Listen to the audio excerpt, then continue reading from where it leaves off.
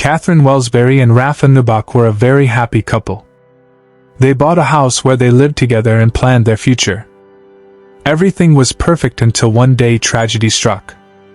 Katherine Wells-Burr was born in 1989 in Somerset, United Kingdom. She studied business and management at Bath Spa University and was doing well. In the summer of 2010, 21-year-old Katherine was in her final year of university and got a part-time job at Pneumatic International, the factory that produces Henry vacuum cleaners. Her parents and sister also worked there. At work, she met a 29-year-old man named Rafa Nubak. He was originally from Poland and had moved to the UK in search of a better life. Katherine really liked Rafa. He was charming and caring. They began dating, and their relationship quickly developed. The girl was in love with him and was making plans for the future. She introduced him to her parents, who approved of their relationship and treated him like a family member. Rafa was also madly in love with Katherine. They were very happy. In 2011, when Katherine graduated from university, she decided to take a professional development program at the factory. She wanted to get a promotion and build her career. After completing the program, she was promoted and began working as a business analyst. Things were not going as well for Rafa at work. They even worked different shifts at the same factory. He worked as a regular worker at 6 a.m., while she worked from 9 a.m.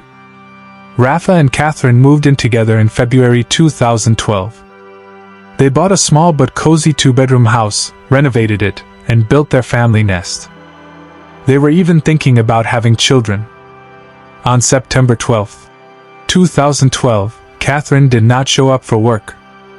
When Rafa noticed this, he started calling her, but she didn't answer.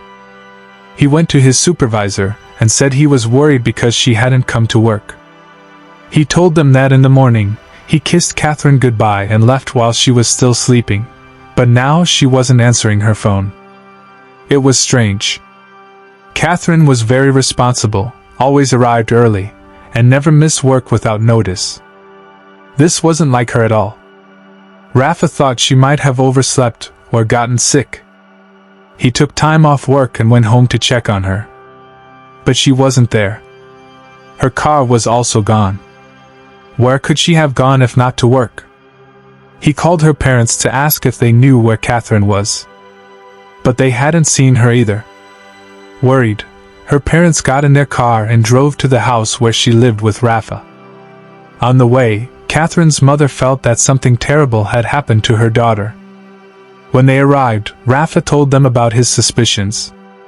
A few days before her disappearance, Katherine had begun receiving threatening messages from her ex-boyfriend. He also noticed that she had recently been very sad and depressed, even talking about suicide. Her parents became even more frightened. They were sure that their daughter would never take her own life, but the threats from the ex-boyfriend worried them. They contacted the police, who immediately began searching for Katherine. Her parents and Rafa stayed home, waiting and hoping she would return. But soon the police informed them of horrible news. That morning, a car similar to Katherine's had been found burned out 7 miles from her home. The car had burned with the girl inside. A passing motorist saw the burning car around 6:30 a.m. and called the police and fire department. When firefighters extinguished the fire, they found a body inside. It was Katherine. Her parents and Rafa were devastated. People began bringing flowers to the spot where the car was found. An investigation into the car fire began. Police determined that it was arson. But could Katherine really have taken her own life like that, by setting a car on fire and burning alive? That's not a method typically chosen by suicide victims. Fires are usually set after a murder to destroy evidence. Police started considering this possibility, and the first suspect was Rafa, because in such cases, the closest person is often responsible. During questioning, Rafa said that he was with Katherine the entire evening.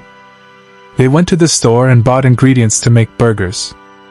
They came home, cooked and ate the burgers, watched a movie, and went to bed. He woke up early at 5 a.m., took a shower, got dressed, kissed her goodbye, and left. She was still sleeping. The night Katherine's body was found, her parents invited Rafa to stay at their place. They treated him like a son and wanted to support him. But once he arrived, they noticed strange behavior. He didn't seem upset at all. While the parents and sister sat crying, remembering Katherine, he kept talking about being hungry. He didn't say a single word about Katherine. Of course, everyone grieves differently, but he acted as if nothing had happened. Yet earlier, before the police found the car and before they informed him of Katherine's death, Rafa said he had lost the love of his life and that he begged her not to leave. It seemed like he already knew what had happened. And most importantly, shortly before her death, Katherine and Rafa had taken out life insurance policies naming each other as beneficiaries. Each policy was worth $123,000, over $160,000.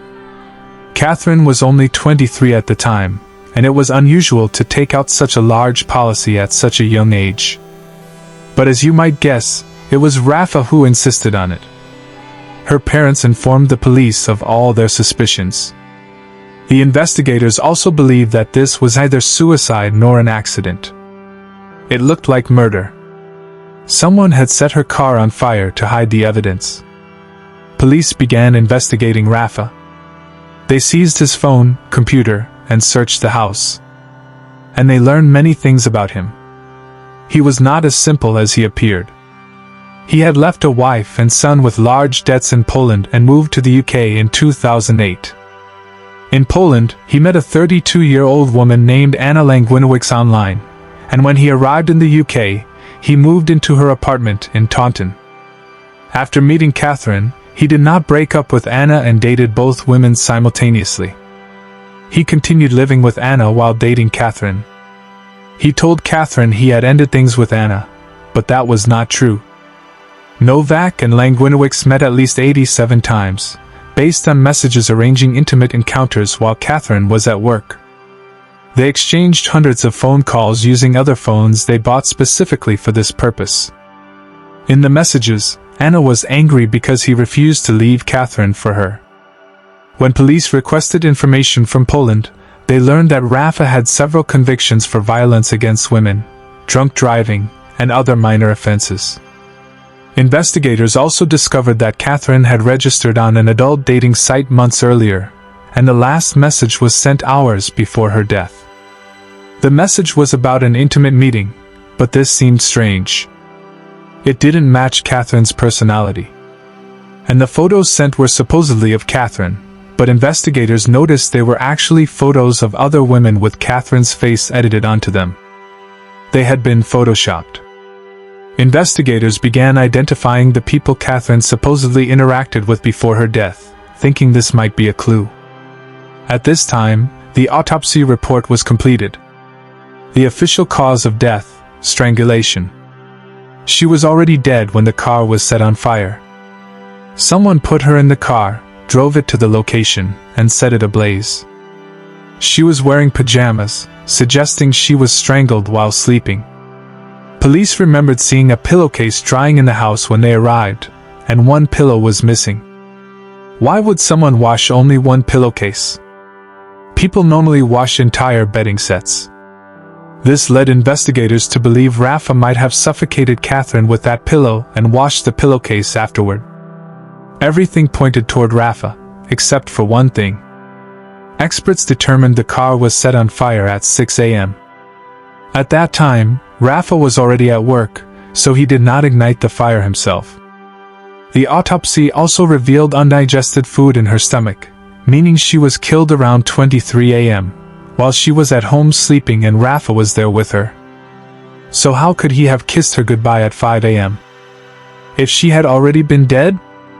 Investigators believe that Rafa killed her, and his lover Anna helped set the car on fire. Both Rafa and Anna were arrested, but they denied everything. During the investigation, police discovered that the messages on the dating site, supposedly from Katherine, were actually written from Anna's phone inside her car.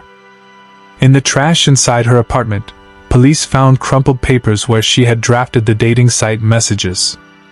Phone records showed Anna's movements before Katherine's death. The night before, she was seen at a gas station filling gasoline cans with another man, who was not Rafa.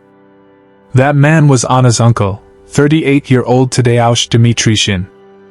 They were close in age and helped each other all the time. Anna had asked him for help. All three, Rafa, Anna, and Tadeusz, were arrested. They maintained their innocence. Investigators believed the following happened. Rafa and Anna created a fake dating profile under Katherine's name and sent photos of other women with Katherine's face edited on. They wanted police to think Katherine was killed by someone she met online. That's why they sent messages about an arranged meeting right before the murder.